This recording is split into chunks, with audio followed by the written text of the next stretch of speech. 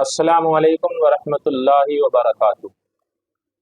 सवाल किया है हजरत, ये बताइए अगर हमारी एक या दो रकत छूट जाए, हम ऐसे टाइम में मस्जिद में पहुंचे कि हमारी दो रकत या एक रकत छूट चुकी है, अब हम जमात में शामिल हुए नियत करने के बाद, तो अब हम सना कब पढ़ेंगे, सुबहानक अल्लाहुम्मा कब पढ़ें।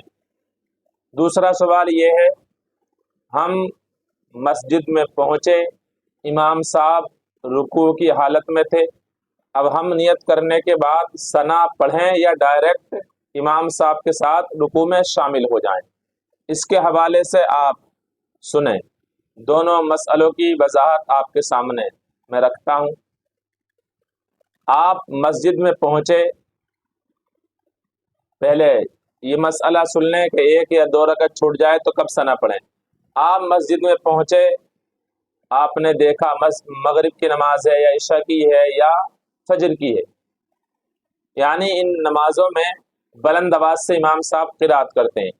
इशा की पहली दो रकतों में बुलंद आवाज से क़िरात होती है, मगरिब की पहली दो रकतों में बुलंद आवाज से क़िरात होती है, फजर की दोनों रकतों में बुलंद आवाज से इमाम साहब क़िरात करते हैं।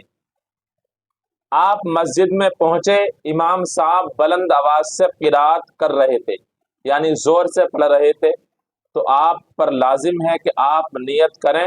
नियत करने के बाद अल्लाहु अकबर कहकर अपने हाथ नाक के नीचे बांध लें। अब सना ना पढ़ें, खामोशी से क़िरात सुने, ये आप पर क़िरात सुनना फर्ज है। आप पहली रकत में शामिल हुए, सना पढ़ के इमाम साहब ने क़िरात शुरू कर दी, तो आपकी चारों रकतें मुकम्मल हो गई, चारों में आप शामिल रहे, आपका सना छूट गया, तो आपका यहाँ जो सना छूट गया तो ये आपके लिए मुआफ हो गया, आपकी नमाज में कोई कराहत नहीं आएगी, आपकी नमाज हो जाएगी। और अगर आप मस्जिद में पहुंचे, दो रकत छूट चुकी थी या एक रकत छूट चुकी थी, अब आप जब उस छूटी हुई रकत को पढ़ेंगे तो उस पहली रकत में आप सना पढ़ेंगे, यानी सुबहानक अल्लाहुम्मा पढ़ेंगे। आपकी दो रकत छूट गई पहली, आप तीसरी या चौथी में पहुंचे, एक छूटी, तो आप जाने के बाद शामिल हो जाएंगे नमाज में। आपकी दो रकत छूटी हैं, तो जब पहली रकत के लिए इमाम साहब जब सलाम फेर देंगे, आप खड़े होंगे, तो पहली रकत में आप सना पढ़ेंगे, सना यानी सुबहानक अल्लाहुम्मा, उसके बाद सूरत वगैरह अलहम्द शरीफ, उसके बाद सूरत वगैरह मिलाएंगे। ये तो हो गई इसकी बात। और अगर आप मस्जिद में दाखिल हुए और इमाम साहब को आपने रुकू में पाया, तो अब आपको करना ये है, आप नियत करें। नियत करने के बाद अल्लाह अकबर कहकर हाथों को नाक के नीचे बांध लें। अगर आपको ये यकीन है कि मैं सुबहानक अल्लाहुम्मा पूरा पढ़ूंगा, उसके बाद इमाम साहब के साथ रुकू में शामिल हो जाऊंगा, अगरचे एक ही तस्बीह इमाम साहब के साथ पढ़ पाऊं, तीनों ना पढ़ पाऊं, एक ही पढ़ लूं, तो आप सना पढ़ सकते हैं। और अगर आपको ये गालिब गुमान है कि मैंने सुबहाना पढ़ा, सना पढ़ा, तो इमाम साहब रुकू से खड़े हो जाएंगे, तो अब आप सना नहीं पढ़ेंगे, सुबहानक अल्लाहुम्मा नहीं पढ़ेंगे, बल्कि डायरेक्ट नियत करने के बाद तकबीर तहरीमा कहकर अल्लाह अकबर कहते हुए रुकू में इमाम साहब के साथ शामिल हो जाएं।